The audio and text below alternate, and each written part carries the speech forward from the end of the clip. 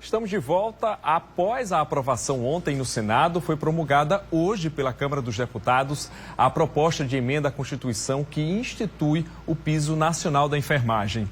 O repórter Oscar Xavier está ao vivo no Conselho Regional da categoria e traz mais informações. Oscar, essa é uma luta antiga, dos enfermeiros e técnicos que custou muito a ser aprovada. Olá, Simon. Boa tarde para você, boa tarde para todo mundo que está acompanhando o Correio Debate nesta quinta-feira. Pois é, essa é uma luta antiga, uma luta que vinha sendo perseguida e a aprovação dessa PEC pelos enfermeiros. A gente veio até o COREN, que é o Conselho Regional de Enfermagem da Paraíba, ao meu lado, Raíra Bezerra, que é a presidente do COREN. Raíra, a gente começa falando sobre essa ser uma luta forte, uma batalha que começa a ser vencida, já que ampla maioria já tinha sido conquistada na Câmara dos Deputados, agora no Senado, enfim, a PEC da enfermagem foi aprovada. Boa tarde. Boa tarde a todos os profissionais de enfermagem da Paraíba. E realmente é isso. Nós estamos aí com uma luta que é histórica. Há muitos anos a enfermagem luta por isso. Mas recentemente nós temos um piso, ele foi aprovado e sancionado pelo presidente da República, porém ele foi suspenso pelo STF. Com essa suspensão, o STF informou que daria um prazo para que o Congresso Nacional apresentasse fontes de custeio para a rede pública, principalmente. E foi o que aconteceu agora. A Câmara dos Deputados e o Senado aprovaram a PEC que determina essa fonte de custeio. Então, agora, a enfermagem está dependendo diretamente do STF, do ministro Barroso, que ele revogue a liminar de suspensão do piso salarial, para que a gente possa, enfim, avançar e que esse piso ele vire uma realidade na vida dos profissionais de enfermagem. Claro que a liminar precisa ser suspensa, derrubada, mas desconsiderando isso, pelo menos nesse momento, o que é que na prática muda? Eu queria inclusive que você falasse para quanto vai o piso dos enfermeiros. Tá. O que é que na prática muda? Hoje nós temos enfermeiros, técnicos, auxiliares de enfermagem que não têm um piso salarial. O que é que isso quer dizer? Eles ganham qualquer tipo de valor, dependendo da instituição que queira pagar. A partir dessa mudança, o enfermeiro vai ganhar 4.750, o técnico 70% desse valor e o auxiliar 50% desse valor.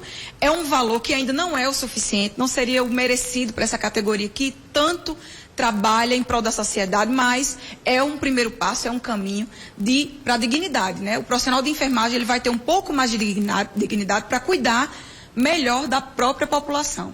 A PEC ela é aprovada no Congresso porque ela apresenta a fonte de custeio disso aí.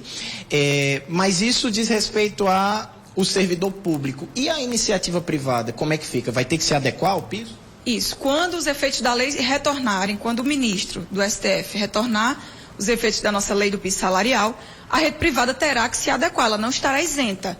Porém, já foi dito no Congresso Nacional que nós também vamos lutar por fontes de custeio para dar auxílio à rede privada. Porém, a rede privada tem um orçamento próprio, e ela pode arcar com esse novo piso salarial. Não há um risco de demissões em massa? Risco não é para existir, não deveria existir demissões em massa, mas quando o piso foi aprovado, nós tivemos algumas demissões, onde imediatamente nós atuamos junto ao Ministério Público do Trabalho, mas estaremos prontos para atuar novamente. Porém, eu creio numa realidade diferente, uma vez que nós também estamos comprometidos, junto com o Congresso, a lutar por fontes de custeio que auxiliem também a rede privada. Mas a principal fonte agora foi para a rede pública, para que o ministro Barroso ele retorne os efeitos da nossa lei. Muito bem, nós conversamos aqui com Raíra Bezerra, que é presidente do COREN, Conselho Regional de Enfermagem da Paraíba. Raíra, muito obrigado pela disponibilidade de conversar com a gente aqui no Correio Debate. Simon, devolvo para você. Tá certo, Oscar, muito obrigado por trazer essas informações, já que hoje chegou ao fim essa novela com a promulgação da PEC da enfermagem, que a gente vinha acompanhando, que eles vinham nessa luta, mas foi, voltou, mas agora, foi promulgado. E olha só, o Congresso Nacional aprovou ontem a chamada PEC da transição, que garante os recursos necessários para o pagamento do Bolsa Família no valor de R$600. Os parlamentares ainda aprovaram aumento de salários e novos valores para as emendas. Direto de Brasília, Edil Magalhães traz um resumo agora para a gente. Boa tarde, Simon. Realmente, o Congresso trabalhou essa semana o que não fez o ano inteiro. Já estão dizendo que essa última semana teve um trabalho tão intenso quanto o ano de 22 quase todo aqui em Brasília. Mas vamos lá. Os grandes destaques dessa semana, entre eles, com certeza, foi a aprovação e promulgação da PEC da transição. Aqueles valores que o novo governo queria desvincular do teto de gastos, permitindo que se trabalhe ali entre janeiro e fevereiro do ano que vem com recursos para poder manter despesas ordinárias que já existiam e criar outras despesas extraordinárias, entre elas o próprio Bolsa Família, que já tinham garantidos ali R$450 pelo atual governo Bolsonaro e agora com incremento de R$150, passando, portanto, para R$600 o Bolsa Família a partir do ano que vem. Mas para quem está em casa poder entender, Simon, vamos explicar o que é teto de gastos de uma maneira bem simples.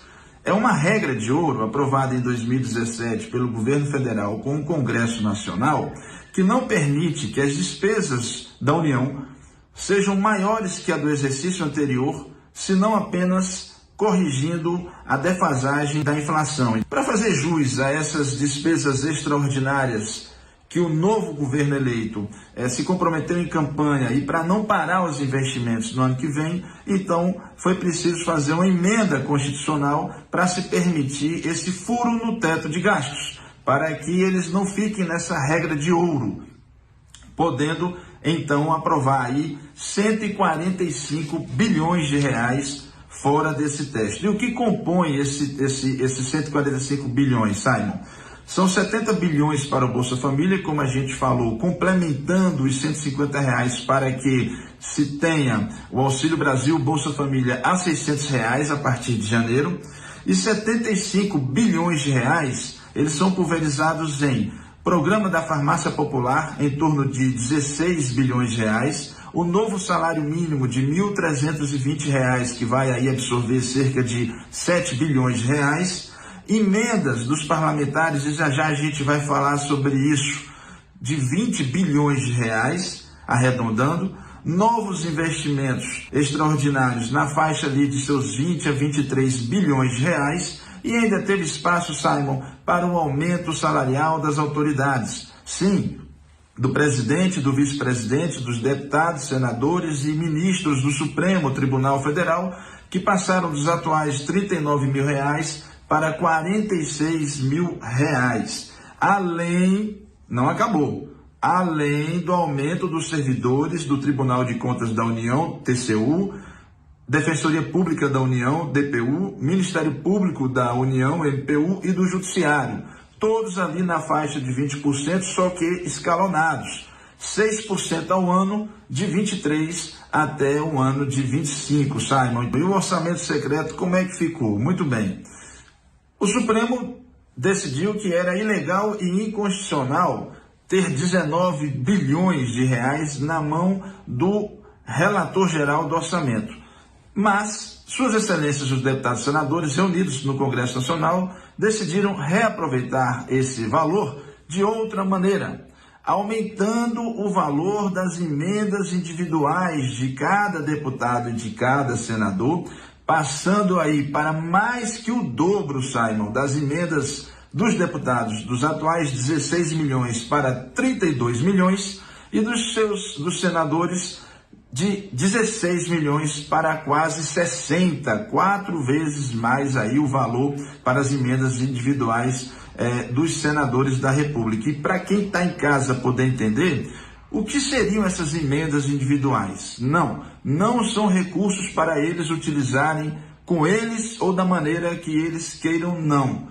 É o seguinte: o governo central, o governo federal, aqui em Brasília, não tem como saber ao certo todas as necessidades de obras prioritárias em cada uma das 27 unidades da federação e em cada um dos 5.560 municípios do país.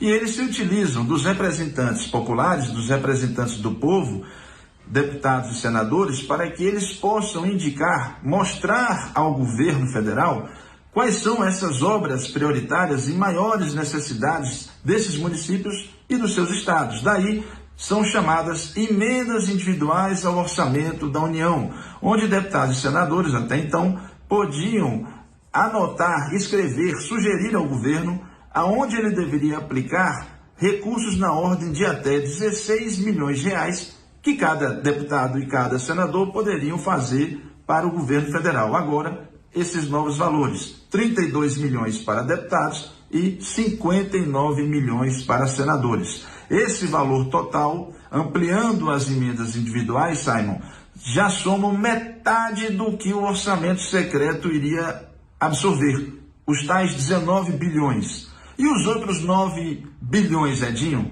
vão ficar com as emendas de bancada, vão para as comissões temáticas, mas ainda sob a égide dos deputados e dos senadores. Portanto, reaproveitar o orçamento secreto, tirando a expressão secreta, Simon, mas mantendo sob controle e batuta do Congresso esses recursos para os estados e municípios, de acordo com as emendas de bancada e individuais de suas excelências.